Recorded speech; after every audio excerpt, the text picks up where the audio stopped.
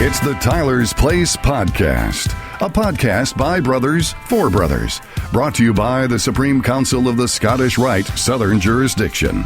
Now, from the House of the Temple in Washington, D.C., here's your host, Maynard Edwards, 32nd Degree. Welcome to the Tyler's Place Podcast. I'm your host, Maynard Edwards.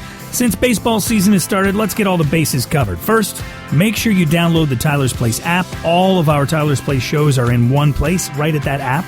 It's in your app store. It's free. Go grab it right now. Of course, you can always subscribe on iTunes or listen at Spreaker.com or Stitcher. Use the Stitcher app or Stitcher.com. Just search for the Tyler's Place. And if you know a brother who wants to listen who's maybe not so tech savvy, go ahead and help him out. Grab his phone, grab his computer, his tablet, whatever, and show him where to find the Tyler's Place. While you're checking out the app, make sure you listen to some of those special shows we did from the Scottish Rite workshops. There's great stuff in there, and if you can't make it to the workshops in person, those special podcasts will make you feel like you're part of things. As always, you can email us, podcast@scottishrite.org, or you can look for me on SR Chirp. That's the smartphone app from the Scottish Rite that lets you connect with men all over the Southern jurisdiction. Coming up in May is Celebrating the Craft. It's an all-hands-on-deck webcast from the House of the Temple featuring Scottish Rite Masons from all across the country. There's music, there's comedy, magic, juggling, you name it. This show has it. And all of the entertainment does come from Scottish Rite Brothers, and it's to help raise money for the Scottish Rite. The show is a massive undertaking. Recently, I met up with the executive producer. His name is David Carlin King.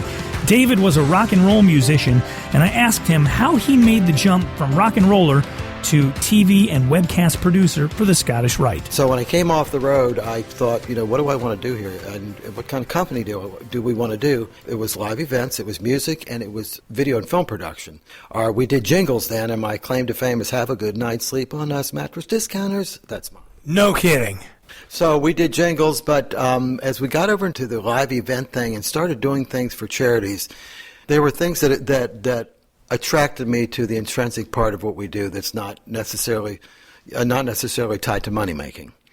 One of those was the Alzheimer's Association and work in Alzheimer's, and the other was the work with the Scottish Rite because of all the different things they do with Rite Care and the brotherhood and how it helps people and the historical part of it fascinated me. And my grandfather was a tall Cedars in the Masons, so I sort of grew up with that in my background.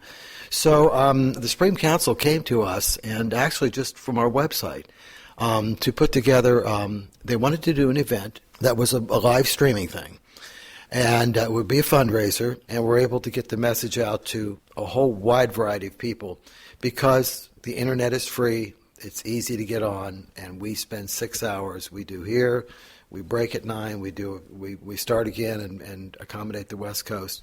It's actually my personal favorite event. We start to work on it. I love the talent. We look at Celebrating the Craft 2016 is going to be the best ever. How many man hours, how many men, women are working on this project behind the scenes that the folks out there don't get to see? Between all the people to load in and set up, because we actually turned the George Washington Ballroom into a full television studio. So, and for those that don't know, that's the George Washington Ballroom is the central ballroom inside the House of the Temple. We have more than 50 that work on this crew. The crew that loads in. Plus, there are 19 people that are on the control desk just to run the show, and that doesn't count the staff that's out in the studio that are managing the musicians and that kind of thing. So it's 50 plus to make this thing come to life. Yeah, I don't think people have an awareness of the small army that it takes to put that show on because, yes, it's on the web, but it's a full television production. We actually start production in October, and the event does not happen until May. So all of the work that it takes to put all the video, the graphics, the music, the contests that happen around the United States for the Scottish Rite Has Talent, the work that we do with the host, the work that we do to bring the content, like this year's focus, is going to be on Rite Care, and so developing all that and the content, it takes a good 6 months to do this, and we are now in that 90-day glide path. As you've mentioned that you've done this since the very beginning, do you have a favorite part of the evening? Is there a favorite portion of this that you like, or has it kind of changed from year to year? Oh, absolutely. There's a thing that Commander Seal does at the end, and I come from the Baptist Church, so I'm sorry it's going to come out like this, but he does a come to Jesus at the end where he talks about Scottish Rite being in you and me and in your home. There's a way, and he does it off the cuff. It's the whole night is scripted except for this, and he does this thing at the end. It's amazing to watch him explain what the heart of Scottish Rite is. That's David Carlin King, executive producer of Celebrating the Craft. Don't forget, you and your Valley should tune in to the webcast on May 21st. Details are at scottishrite.org, and we'll have more about Celebrating the Craft coming up next month on the Tyler's Place. Coming up later, we're going to talk to an extraordinary Scottish Rite brother who is a surgeon, but when he's at his temple, he puts his talented hands to use, washing the dishes. We'll talk about it with him. Right now, though, we've got to talk to Jeff Maynor with the VMAP Minute. This is the Tyler's Place. Time for the VMAP Minute with Brother Jeff Maynor. The Valley Membership Achievement Project is intended to help each Valley carry out its service to the Scottish Rite by providing the very best experience for all of our brothers. VMAP is a true grassroots effort, and we know that you've got questions. Here to answer some of those questions is Brother Jeff Maynor from the Valley of Baton Rouge. He is the Joint Chief of Staff of VMAP, or his title's something like that. He's fresh back from Arizona, from the VMAP workshops there in Scottsdale. He's got a great tan. Jeff, how you doing? I'm doing well, Maynard. How are you? Give us a recap of the workshops that you've been to so far. Well, we've gotten 2 of the 3 workshops are done. We've still got Charlotte coming up in just about a week. But so far, Phoenix and Houston have been great. I mean, getting to spend time with all these brothers. Over half of the workshop attendees, when we did just a show of hand, did not attend the 2014 workshop. So these are all brothers coming in with new ideas. They weren't biased by what happened in 14. They're new energy, new ideas, and we're actually, in terms of number of ideas, ahead of the pace that we had from 2 years ago. So we're really getting a lot of great material for the committee to include in VMAP going forward. So that's been really exciting. It's always fun to get to sit down and visit with brothers from all over the country. You may have seen that at the Phoenix workshop we had 66 valleys from 23 Orients represented. So it truly is a global kind of thing. I mean, we had a guy from Norfolk, Virginia show up in Phoenix for the workshops. I know that you tend to get the same couple of questions a lot, so let's go over a couple of those. Here's a for instance.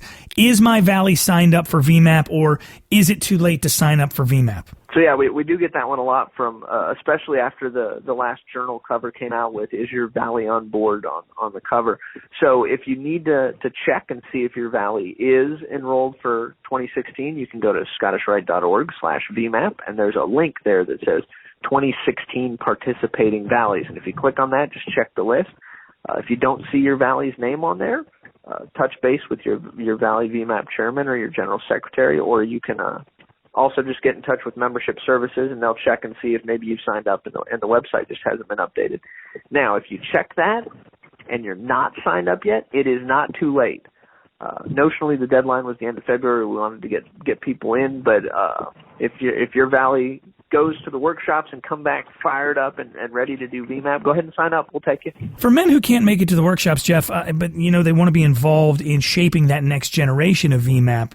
I did some special podcasts for those guys, but if you want to be involved and you can't get away, how can you still be a part of things? So there's a couple of ways that you can participate and contribute. One of them would be the VMAP Working Tools newsletter from a couple of months ago, and maybe we're going to resend this out again just so people are aware.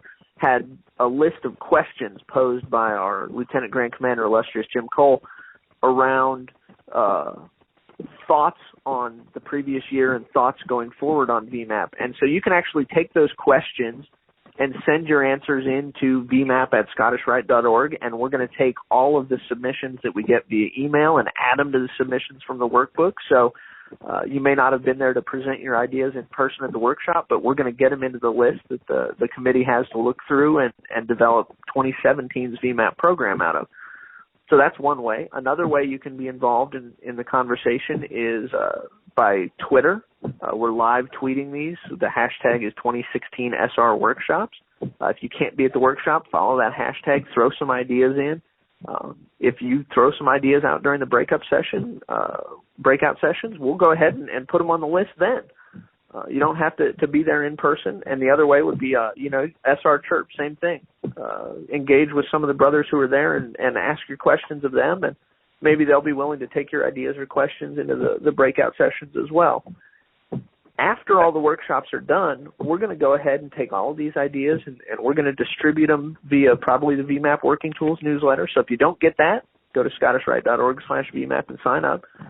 And you'll be able to contribute then as well. We're going to have an open period after the workshops are done where we're trying to collect ideas from maybe you were at the workshop and you thought of something later. Maybe you couldn't come to the workshop, but you've got great ideas. We want to make sure we give everybody a length of time there to get their ideas into the system so that we make sure that we've got a really good input from the grassroots. If men have questions about VMAP, they can always write to vmap@scottishrite.org.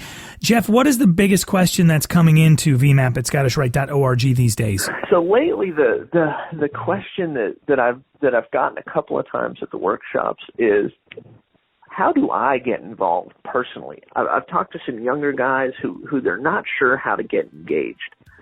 And so my advice to them has been, look, go to your Valley VMAP chairman. Talk to him, say, hey, look, I am fired up about membership. I think this is a great program. Where can I help you? And believe me, there are plenty of areas in VMAP they're going to be looking for help.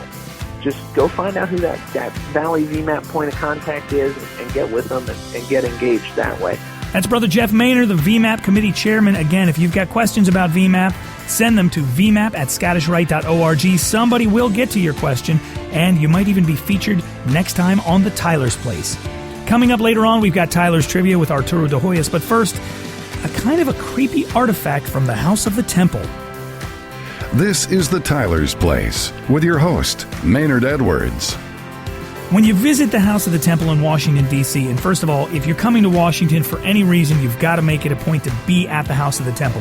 You just never know what surprises are lurking around the corner. A few weeks ago, I ran into some folks working at the House of the Temple. They were working with one of the museum artifacts, and you have to hear this. One of the interesting things about being at the House of the Temple is that you never know which odd thing from the collection is going to appear where. And I'm here with the lovely and the talented Elizabeth, who handles a lot of our social media, handles so many different things around here. You're holding a dead man's face mask. Can you explain what this is? And it actually has hair on it.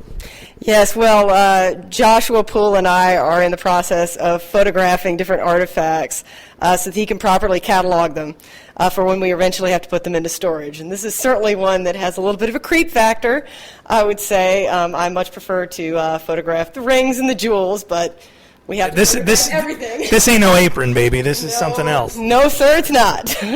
I'll go over to Joshua Poole. And Josh, what's your title here?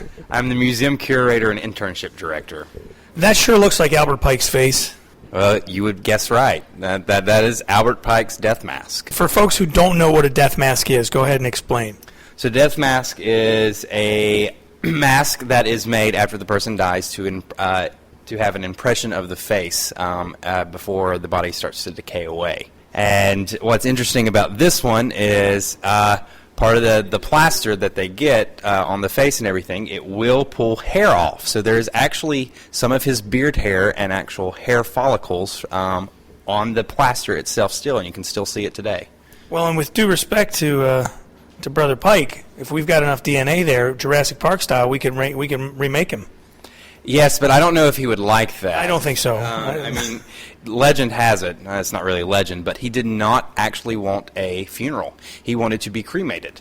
And they went against his wishes and put his body on display, did a death mask, buried him and everything. So now, where did this come from? Has this been here all along? How did this, and why the interest today? Just you were stumbling through the archives and, oh my gosh, there's a guy's face. Well, it's actually been here forever, or since he passed away. It is in our Albert Pike exhibit at the House of the Temple. Wow. Josh and Elizabeth, thank you very much for talking to us a little bit about that. And there was not too long ago I took my son to see a mummy exhibit that was traveling all around, and we paid like extra to go in and see this thing, and it was not cheap. And we got in and saw about the third one, and I looked at my kid and I said, I underestimated how creepy this would be, and he said, yeah, me too, let's get out of here. That's kind of how I feel like this. I'm fascinated, but at the same time, I'd like to go someplace else now.